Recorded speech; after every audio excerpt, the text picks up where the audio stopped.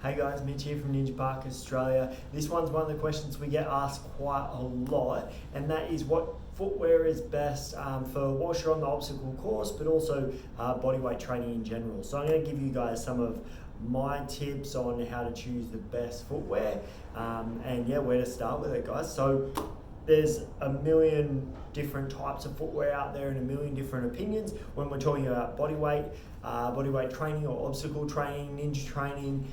You want to go for something that's as minimalist as possible, so more of a barefoot design, and there's a few key things in my opinion that you need to look for. So this is one of my pairs, so I have had quite a few different types and different brands, but the main things I look for, number one is a really wide front. So when you put the shoe on, you should be able to spread your toes out. And the reason for that is, well, one of the reasons for that is the more you can spread your toes, the more stability you'll have, whether you're jumping or bounding off obstacles or just moving between exercises or jumping on the box, plyometric stuff, things like that. You're going to have better stability and better balance, but you're also going to have better ground reaction force. So when you're driving off those obstacles or driving into a jump, you're going to have better force generated if you're able to spread your toes inside your shoes. So don't get anything that's pointed or anything that cramps up your toes, like traditional like running shoes or just shoes that you wear day to day as well. Number two is you want quite a thin base. The reason for this is when we're doing bodyweight training or obstacle ninja training, you want to be able to feel the ground underneath you. It allows you to react a little bit quicker to certain stimulus, allows you to have a little bit more control over your stability and your position.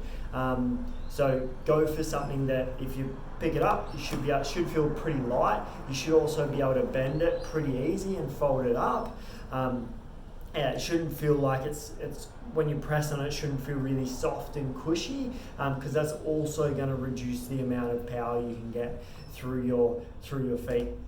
So they're probably the two biggest things, I'd say. Lastly, if you're looking at obstacle stuff specifically, you want to look at what tread it's got. So you don't want something that's going to be super slippery or you're going to slip off the obstacles. Same as when you're training in general. You want something with a decent tread.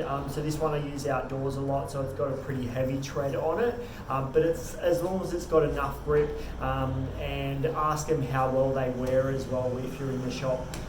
Talking to someone about the footwear, asking for any feedback on how quickly the grip wears on them as well.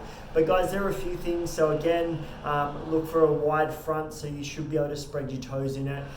Look for something that's quite thin, so you can feel the ground underneath your feet.